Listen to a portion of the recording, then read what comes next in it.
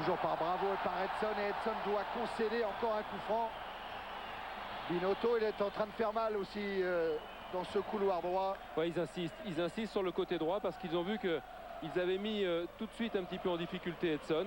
Ils en profitent pour enfoncer le clou. Attention à ce renversement de jeu avec Paramati, et le but! But du capitaine Paramati qui permet à Bologne, après 18 minutes en première période, de mener 1-0.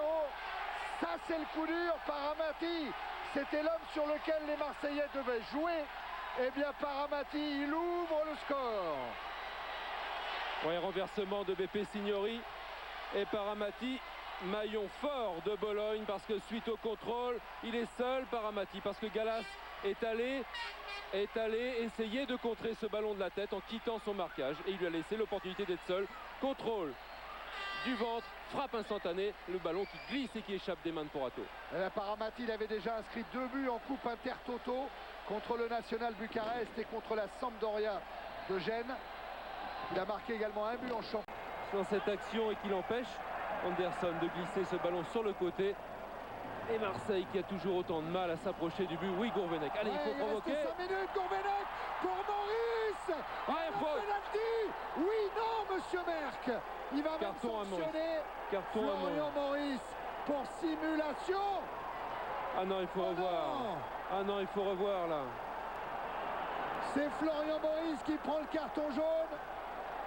Ah non, il va pousser le ballon pour anticiper la sortie du gardien Antonioli. Regardez, est-ce qu'il le touche?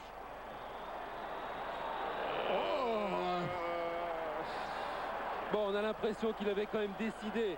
Il y a quoi? Il y a pénalty? Il a pénalty? Il recherche le contact après, ça c'est évident. Il y a pénalty ou pas? Pénalty? Eh ben, on ne sait pas, Laurent, s'il y a pénalty. Sur le banc, on ne sait pas du tout. Alors non, allez, on le revoit encore une fois. Voilà, il pousse le ballon et les mains d'Antonioli. Ah, c'est difficile. Non, Mais en tout cas, monsieur Merck, il est drôlement fort pour dire qu'il y a simulation de Florian Maurice. Daniel, vous allez le regarder, le pénalty? Mais il n'y a pas pénalty, il n'y a pas pénalty. Je vais le voir au fond, ça j'en suis persuadé. Ah, mais il n'y a pas pénalty, Laurent. Il y a carton jaune pour Florian Maurice pour simulation. Non, il n'y a plus du tout.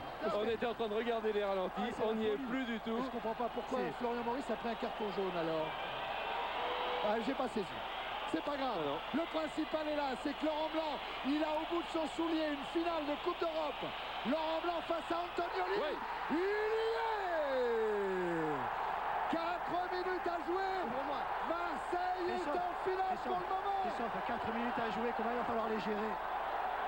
Il va falloir se concentrer, remobilisation générale plus que jamais. Et puis s'arracher pendant 4 minutes, courir sur tout le ballon, pas faire de faute parce qu'ils vont balancer.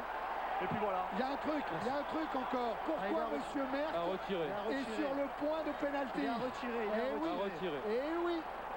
Je comprends pas, dit Laurent Blanc. Et nous, est-ce qu'on va comprendre pourquoi il le fait retirer? Est-ce qu'un joueur avait pénétré dans la surface? Oui, mais alors, Ingesson, et alors, si c'est Ingesson? C'est marqué, ouais, mais personne n'a le droit, ouais.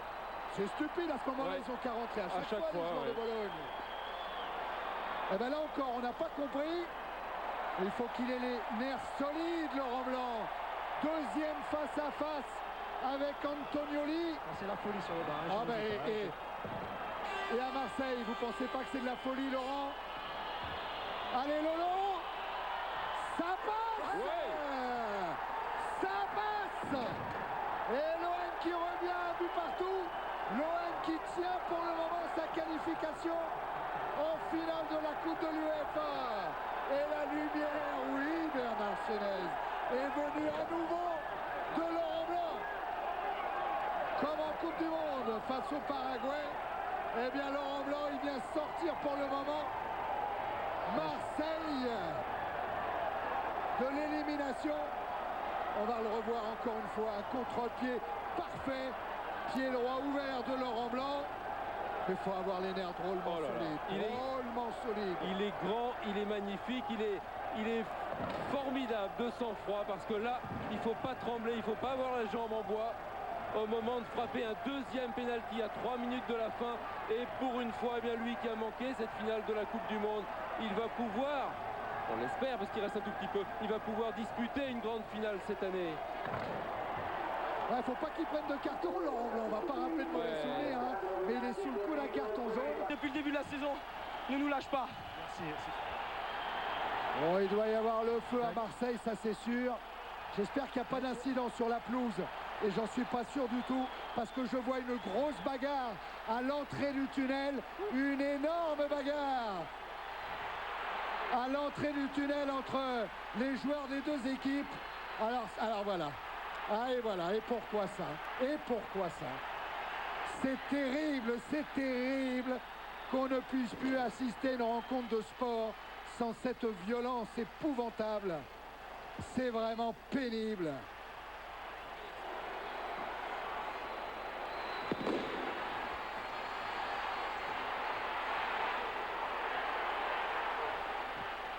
Alors on voit les Marseillais là qui sont repoussés par la police italienne. Non, Blondeau, faut qu'il reste là, Stéphane. Faut rester là, Stéphane. Il faut pas aller. C'est idiot, Stéphane. Stéphane, tu es en finale de la Coupe d'Europe, c'est à ça qu'il faut penser. Même si vous avez été agressé. Voilà, Roland Courbis, il faut aller remettre tout ce petit monde au vestiaire. Il faut que les esprits se calment. Ouais, Thierry, Ouais. je suis avec Laurent Blanc.